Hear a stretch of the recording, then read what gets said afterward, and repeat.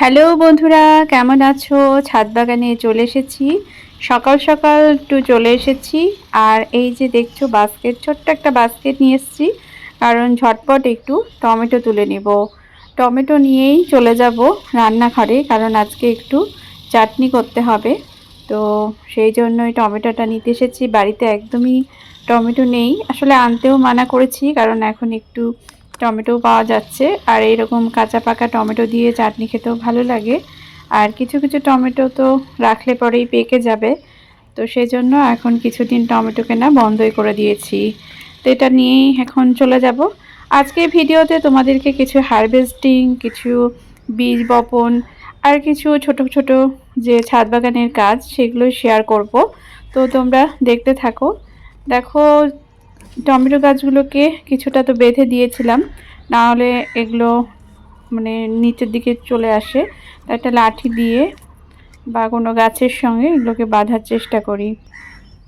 তো ছোট বড় বিভিন্ন আকারের টমেটো নিয়ে নিলাম, তারপরে চলে যাব এখন। পরে আবার আসব। আর যখন আসি তখন কিছুটা সবজির খোসা টোসা নিয়ে এসেছিলাম, ফুল টুল। এই তো এবার আসলাম, তারপরে রান্নাবান্না সেরে। আর এই যে কিছু সজনের ফুল পড়ে আছে দেখলাম, তো তুলে নিলাম, কারণ সজনে ফুলগুলো দেখছি ঝরে ঝরে পড়ে যাচ্ছে। আর সজনে ফুলের বড়া খেতে তো সবাই ভালোবাসে। তো সজনে ফুলটা নিয়ে আজকে ভাবছি একটু বড়াও করব, যখন ভাত খাওয়ার সময় হবে দুপুরবেলা।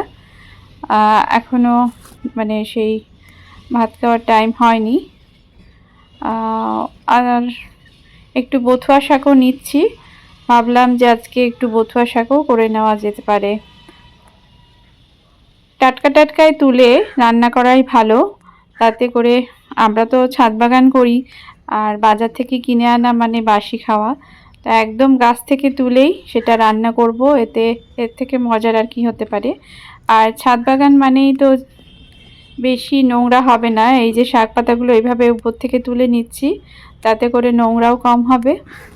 আর সেজন্য খুব একটা শাক বাছার কোনো ব্যাপার থাকে না।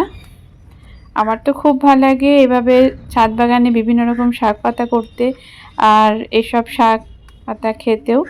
কারণ শাক ছাড়া মানে আমার তো খুবই ভালো লাগে শাক খেতে। শাক পাতা না থাকলে আমার সেই দিনটা মানে খুব একটা ভালো লাগে, মানে সবজি শাক পাতা এগুলোই বেশি পছন্দের। এগুলো ছাড়া আমি মানে ভালো লাগে না খাওয়া দাওয়া। তো আজকে একটু বথুয়া শাক নিয়ে নিলাম। দেখতে পাচ্ছ এখানে প্রচুর বথুয়া শাক হয়েছিল। আর বথুয়া শাকগুলো কিন্তু গোবর সার দেওয়ার জন্যই বেশি পরিমাণে হয়েছে। এখানে একটা সর্ষেরও গাছ হয়েছে, যেটাকে তুলে দিব, কারণ এখান থেকে সর্ষের বীজ নেওয়ার আমার প্রয়োজন নেই। এটা বাড়ির বীজ থেকেই হয়েছে। তো এখানে অনেকটাই শাক আছে, গাছটা অনেকটা হেলদি হয়েছিল, তো তুলেই দিলাম। এখানে অন্য কোনো গাছ লাগিয়ে দিব পরে। আর এই যে এখানে দেখো, এখানেও কিছু বথুয়া শাক হয়েছে, সেটাই তোমাদের দেখাচ্ছি কতটা হেলদি হয়েছে গাছগুলো। সেটাই তোমাদের সঙ্গে শেয়ার করছি। তো এখান থেকেও কিছুটা পাতা পেয়ে নেব। একটা গাছই ভালো যদি সার পায়, মাটি পায়, তাহলে কিন্তু সুন্দরভাবে বেড়ে উঠতে পারে। তো বোঝাই যায় সেখানকার মাটিটা কতটা উর্বর। আর এই যে এখানেও কিছুটা পেলাম। এখানেও কিছু সর্ষের শাক আছে, যেগুলো দানা পড়ে হয়েছে। আমি তো দানা ফেলেছিলাম, এগুলো প্রথমের দিকে বেরোয়নি, এখন দেখছি এই যে আবহাওয়ার জন্য তাড়াতাড়ি বেরিয়ে গেছে। তো এগুলোকেও তুলে নিলাম। আরও যেখানে বথুয়া শাক আছে, বললাম যে গোবর সার দিয়েই আমার মোটামুটি বথুয়া শাক হয়েছে, কোনো আলাদা করে বীজ আমি এখানে ছড়াইনি। তো ফ্রিতেই আমি এই বথুয়া শাক পেয়ে গেছি, আর বিভিন্ন জায়গাতে এগুলো হয়েছে।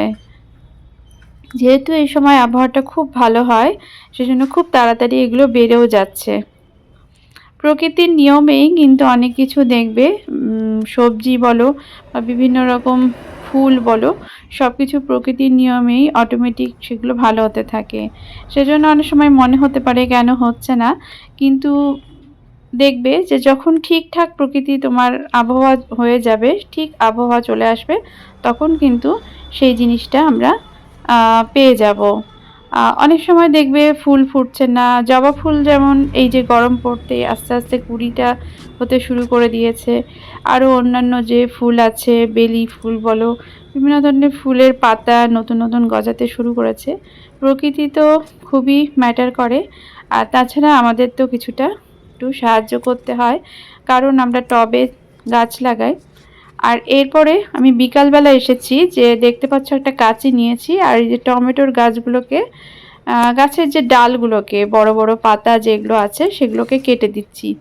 এখানে টমেটো ধরতে শুরু করে দিয়েছে, আর টমেটোগুলো বাড়তে যেন সহজে তাড়াতাড়ি বাড়তে পারে, সেজন্য এই ডালগুলোকে কেটে দিচ্ছি, কারণ এই ডালগুলো এনার্জিটা নিয়ে নিচ্ছে, তো সেজন্য এই ডালপালাগুলোকে আমি কেটে দিচ্ছি, যাতে করে গাছটা একটু ফাঁকা হয় আর টমেটোগুলো একটু বাড়তে পারে। গাছগুলো একটু পরিষ্কার হয়ে যাচ্ছে। এই যে এখানে শুকনো ডালপালা যা যা আছে সবগুলো আমি একটু কেটে দিচ্ছি। এই ডালপালাগুলো কিন্তু আমি বাইরে ফেলে দিব না, সব কিছু আমার গ্রো ব্যাগে চলে যাবে। তো এই যে এখন পরিষ্কার করে দিচ্ছি, পরে যখন গ্রো ব্যাগ তৈরি করব তখন সেগুলো আবার গ্রো ব্যাগের ভেতরে দিয়ে দিব। এভাবেই আমি করি, গাছের কোনো জিনিস আমি বাইরে ফেলি না, একমাত্র যদি পোকা না লাগে। পোকা লাগা কোনো ডালপালা থাকলে পরে সেগুলো আমি একদম বাইরে ফেলে দেওয়ার চেষ্টা করি। তো দেখো অনেক ডালপালা আমার কাটা হয়ে গেছে। এই যেখানে একটা টমেটো গাছ আছে, যেখানেও টমেটো হতে শুরু করে দিয়েছে। এরপরে একটু সন্ধ্যা লেগে গেছে, আজকে সন্ধ্যায় ভাবছি একটু চাউমিন বানাবো, আর সেজন্য একটু পেঁয়াজ পাতাগুলো তুলে নিচ্ছি। পেঁয়াজ পাতা একটু দিব চাউমিনের মধ্যে। আসলে গাছের জিনিস দিতে, মানে খাবারে দিতে একটু ভালো লাগে, ভালো লাগা তো থাকেই, আর যখন আছে তখন একটু দিয়ে দিই। আর এই যে গাছের জিনিসগুলো কেন নষ্ট করব, এগুলো থেকে যে উপকার আমরা পাবো সেটা তার অন্য কোনো জায়গায় বাজার থেকে কিনে সেটা পাওয়া যাবে না, কারণ এগুলো পুরোপুরি অর্গানিক।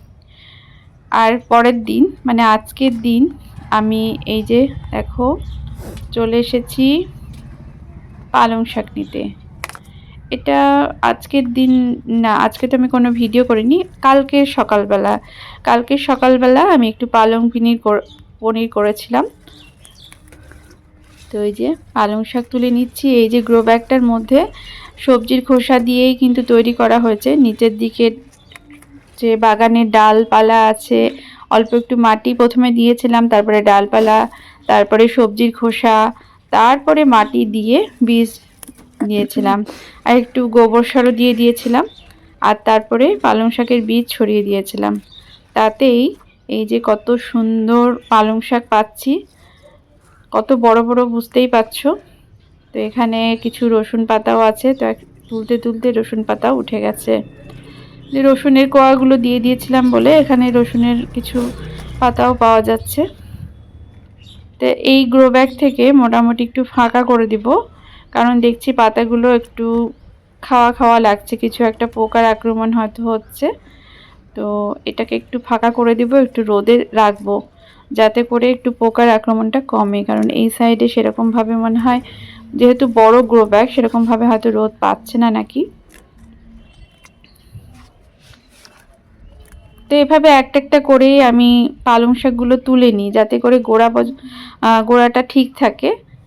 এই যে তোমাদের সঙ্গে শেয়ার করছি, এখানে আমি কলমি শাকের বীজ ছড়িয়েছিলাম। তো দেখো বীজ থেকে খুব তাড়াতাড়ি কিন্তু এই যে কলমি শাক বেরিয়ে গেছে।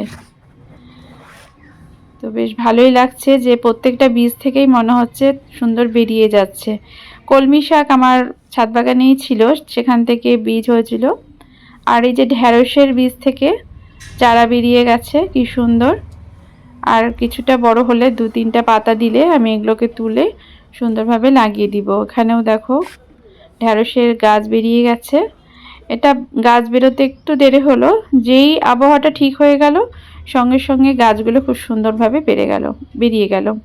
এখানেও কিছু করলা লাগিয়েছিলাম, সেটার থেকেও বেরিয়ে গেছে। আর এখানে পালং শাক দেখতে পাচ্ছ, আর কিছু মিষ্টি কুমড়ারও গাছ দেখছি দুটো হয়েছে। আর এই যে আজকে একটু গিফট পেয়েছি, গিফট বলতে কিছু লঙ্কার চারা আর কিছু ফুলের বীজ আর ঝিঙার বীজ পেয়েছি। তো এই যে মাটিতে পুরো একটা এইভাবে লঙ্কা চারাগুলো আমাকে একজন দিয়েছে। তা আমরা বাগানিরা মানে একে অন্যের কাছে এই জিনিসটাই মানে উপহার হিসেবে পেলে খুব খুশি হই। আমি হয়তো কোনো কিছু গিফট এই বাগান থেকে দিই, কোনো চারা বা কোনো ডাল, তো অন্যের কাছ থেকেও সেই যে জিনিসটা আমার নেই সেটা নেওয়ার চেষ্টা করি। তো এভাবে আমরা কিন্তু আদান প্রদান করতেই থাকি। তো এই যে চারাগুলো এখানে মাটি তৈরি করাই আছে আমার। তো ওই যে লঙ্কা চারাগুলো ভাবছি লাগিয়ে দিব, কারণ লঙ্কা গাছ আমার কমই আছে। তো এখানেই আমি 4টা চারা লাগিয়ে দিলাম, দেখা যাক কেমন কি হয়। আরও কিছুটা 3টে আছে। তো এই যে গ্রো ব্যাগটা, পালং শাকের যে গ্রো ব্যাগটা আমি খালি করেছিলাম, সেইখানে ভাবছি 2টো লাগিয়ে দিব, কারণ এখানে অন্য কোনো বড় গাছ এখানে নেই। তো এখানে লাগিয়ে দিব। আর এই যে দেখছো এই পোটলাটার মধ্যে আমার সেই ফুলের আর ঝিঙার বীজ আছে। এই যে একটা ঝিঙার বীজ, যেটা এই লঙ্কার এই বেডেই আমি কিন্তু দিয়ে দিলাম। জায়গা কম আর সেই জন্য আমাদেরকে একটু চিন্তা ভাবনা করেই কাজ করতে হয়। এখনও টমেটো হচ্ছে, আরও কিছুদিন লাগবে গ্রো ব্যাগগুলো খালি হতে। আর যখন যেটা খালি হচ্ছে তখন তাতে গরমের সবজি কিছু লাগিয়ে দেওয়া হচ্ছে। যেমন এই যে অতগুলো চারা বেরিয়ে গেছে, এখন থেকে সেগুলো জায়গা তৈরি করতে হবে। তো টমেটোর গাছগুলো যতদিন আছে সেইখানে তো হতে থাকবে। তারপরে ওই যখন ঢ্যাঁড়সের গাছগুলো বড় হয়ে যাবে তখন সেই টমেটোর গাছের বেডের মধ্যে দেওয়ার ইচ্ছা আছে। তো এই যে এখানে আমি বীজগুলো ছড়িয়ে দিলাম, আলাদা করে কোনো ছোট জায়গা আমি নিলাম না, কারণ ছোট জায়গাতে না অনেক সময় জল দেওয়া ভুলে যায়। তো সেজন্য ভাবি যে এইসব যে টবের মধ্যে জল দেওয়া তো হয়। আর এই যে দেখো ফুলের বীজটা ছড়াবো ভাবছি, তো কোথায় করব, তো ভাবলাম এই যে করবীর যে গাছটা আছে, যে গাছটাতে কিন্তু আলু গাছ হয়েছিল, তো সেই গাছগুলোই আমি আজকে একটু তুলে দিচ্ছি, কারণ আলু গাছগুলো মনে হচ্ছে না সেরকমভাবে ভালো হচ্ছে। তো ভাবলাম এটাকে তুলেও দিই। আর এখানে যেহেতু কোনো কিছু সার এখনও দেওয়া হয়নি, কিন্তু ফুল ফুটতে শুরু করে দিয়েছে, তো সেজন্য আমি এই গাছগুলোকে তুলে ফেলছি। জানি না কেমন কি আলু হয়েছে, তবে প্রথমে একটা আলু আমি বেশ বড়ই পেয়ে গেলাম। তারপরে একটু খুঁড়ে দেখছি, এই যে দেখো আর একটা আলু, এই যে এটা ভেঙেই গেল কিছুটা। তো ছোট্ট, খুব বেশি বড় না। এখানে আমি তুলেই দিচ্ছি, কারণ এখন আমার এই জায়গাতে একটু সারও দিতে হবে আর কিছু বীজও ছড়াতে হবে। তো আলুগুলো, এই যে আর একটা আলু পেয়ে গেলাম, এটা বেশ ভালোই হয়েছে। তো গাছগুলোও তেমন কিছু ভালো হয়েছিল না, তাতেই দেখো কি সুন্দর তাও 3টে আলু পাওয়া গেল। মনে হয় আর আলু পাওয়া যাবে না এখানে। আর মাটিটা কি শক্ত হয়ে গেছে, এটা রিপোর্টিং আর এবার করলাম না। আর উপর দিক থেকে দেখো মাটিটা খুঁড়তেই উপরের যে মূলগুলো সেগুলো কেটে যাচ্ছে, তো অসুবিধা নেই। এতে করে যেহেতু এই করবী ফুলের গাছ বেশ হার্ডি হয়, তো সেজন্য এগুলো কোনো ক্ষতি করবে না। তো আমি এখানে একটু গোবর সার দিয়ে দিব, আর পারলে একটু হলুদ জল দিয়ে দিব। এই যে এখানেও আমার যে আলু ছিল সেই আলুটাও আমি নিয়ে নিলাম। এই যে গাছগুলোর পাতাগুলো দেখছিলাম যে খাওয়া যায় কিনা, তো খুব একটা ভালো নেই, তো সেই জন্য এগুলো রেখেই দিলাম। আর এখানে আমি বীজ ছড়াবো, তার আগে একটু গোবর সার দিয়ে নিই। অল্পই গোবর সার নার্সারি থেকে নিয়ে এসেছিলাম 5 কেজি মতো, তো সেটাই যতগুলো গাছ আছে, গরমের গাছ আছে, সেগুলোই অল্প অল্প করে 2 মুঠো 3 মুঠো করে দিচ্ছি। আর মাঝে মধ্যে খোল জল দেওয়া হয়, সবজির পচানো জল দেওয়া হয়। তো এইভাবেই অল্প অল্প সার দেওয়ার চেষ্টা করি। আর এই যে দেখো সূর্যমুখী ফুলের বীজ একজন আমাকে দিয়েছে, আরেকজন যে বাগানি, তো বলেছিলাম যে খুব ভালো লাগে, এই গরমের সময় তো বেশ ভালো হয় ছোট ছোট সূর্যমুখী ফুলের যে হয় সেগুলো। এই চারাগুলো এখানে হবে বুঝতে পারবো, সেজন্য এইটার মধ্যে ছড়িয়ে দিলাম। তো এইভাবে যতগুলো যে টব আছে, কোথাও হয়তো ঝিঙা, কোথাও টমেটো বলছি, কোথাও ঢ্যাঁড়স, কোথাও লঙ্কা, এরকমভাবে বীজ ছড়িয়ে রেখেছি। এখন দেখা যাক কখন কি কোনটা বেরোয়। এখান থেকেও দেখছি আলু হয়েছে, তো তুলে নিলাম এই জায়গা থেকে আলুগুলো। এই শাকটাও দেখছি খারাপ হয়ে গেছে। তো আলুর এই যে গাছগুলো, এগুলো কিন্তু খুব সহজেই কিন্তু করা যায়। আর আমি যখনই আলুগুলো, বাড়ির যে আলুগুলো যখনই চোচার যে গাছ বেরোতে শুরু করেছিল আলুতে, তখন আমি সেই চোচাটা এরকম লাগিয়ে দিয়েছিলাম। তো সেই তার থেকেই কিন্তু আমার এই গাছগুলো হয়েছে, আর তার থেকেই কিন্তু এই আলুগুলো পাচ্ছি। তো এই যে যখন তুলছি, তখন যখন আলুগুলো বেরিয়ে আসছে, তখন কিন্তু বেশ মজা লাগছে। এটা একটা কি সুন্দর অনুভূতি। তো এই যে দেখো গাছগুলো একটু দেখে নিলাম যে না, কোনো আলু বেরিয়ে নেই। আমার আলু তোলা হয়ে গেল, আর এবার ঘরে ফেরার পালা। ছাদ বাগান থেকে ঘরে ফিরবো এই যা। তার আগে তোমাদের সঙ্গে একটু শেয়ার করি আমার ছাদ বাগানটা। অবশ্য ঘরে ফেরার আগে আমাকে গাছে জলটা দিতে হবে। অনেকগুলোই গাছ আছে আর অনেকটা সময় লাগে।